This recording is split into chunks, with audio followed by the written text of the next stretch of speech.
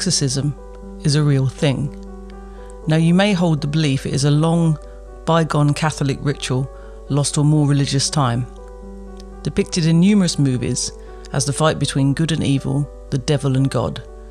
Society in the Western world is more secular these days, so the idea of a priest mumbling some Latin nonsense from the Bible to rid someone of a demon borrowing their body seems a bit much. But surprisingly, the Vatican still provides week-long courses for priests to spot the demonic little buggers that prey on us weak mortal meat sacks. It appears demonic possession is on the rise, as reported in a 2018 article from BBC News. 250 priests attended this course to keep up with demand. So does it mean hellish entities are a real threat that we should take more seriously, or a dangerous practice that led to Annaliese Michel's premature departure from her earthly body? Let's dig down into the inferno and dance with the devil. Annaliese Michel was born in Bavaria, Germany in 1952. She was described as very religious and her family Catholic. She was seen as withdrawn by friends, but at the age of 16, Annaliese began experiencing seizure-like episodes. As any parent would, her mother and father took Annaliese to the doctors to come to an official diagnosis of this sudden condition. The doctor diagnosed her with psychosis brought on by frontal lobe epilepsy, which is a neurological condition that causes sensory disturbance and loss of consciousness or convulsions. She continued to experience seizures and once again was taken to get medical treatment. This time, depression was given as the cause. She was given treatment while staying at a psychiatric hospital. Unfortunately, things didn't get better, despite the medical care and medication she received. At 20 years old, 4 years after the first symptoms, Annaliese complained of hearing voices. She also couldn't bear to be near any religious trinkets and objects. She said she was seeing devil faces and was burdened by the smell of burning feces. Her family claimed they too could smell the disgusting stench. Burning feces is quite specific though. I wonder how they knew. Maybe they were testing it by burning different objects until they ran out and had one thing left to try, and bingo, there's the stink. How bittersweet that would have been. The dad looking so proud, trousers at ankle level and a flaming turd behind him. Imagine that. Go on, do it. Do it. Do it. I did, and well, if we're going to be friends, we must share experiences. Aside from the demonic Yankee Candle, Annaliese began to believe she was possessed, was eating flies and spiders, and continued to suffer from convulsions. I really want to brush past this, but spiders are my nemesis, right?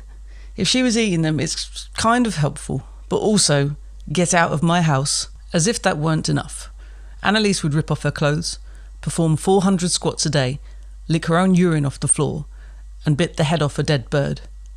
How very rock and roll. Moving on.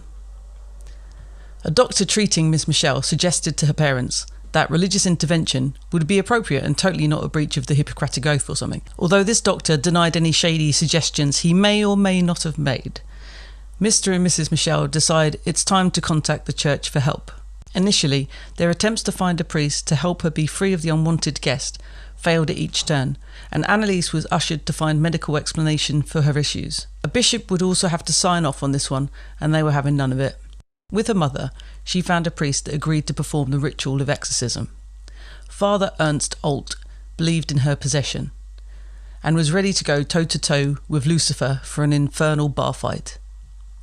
Bishop Joseph Stangl was the man to approve this religious right hook, and with the aid of a local priest named Arnold Renz, who would be the exorciser.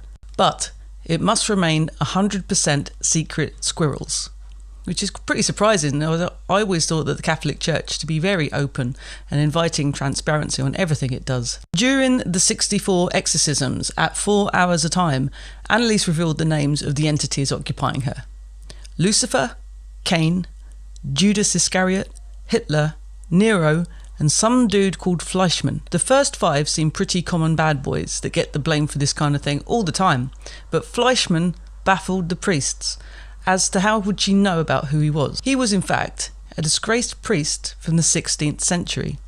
He was excommunicated for being a pisshead, on top of that accused of assault and murder. That's quite a cool pub name actually, and quite apt if he was sourced up. Assault and murder. Anyway, but would she know who this guy was? So, this raucous satanic party would cause Annaliese to growl, and the demons would fight over control. Now here's a little excerpt of the exorcism. Just a quick warning, it is pretty disturbing, so if you get shit up pretty easily, maybe just keep going. Keep scrolling forward until you hear my voice again. Alright.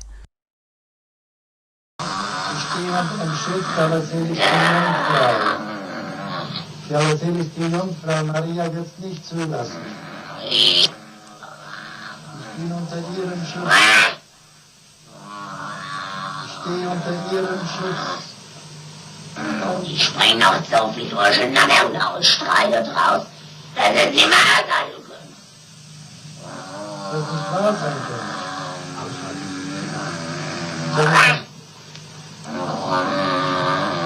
Du das Ding weg.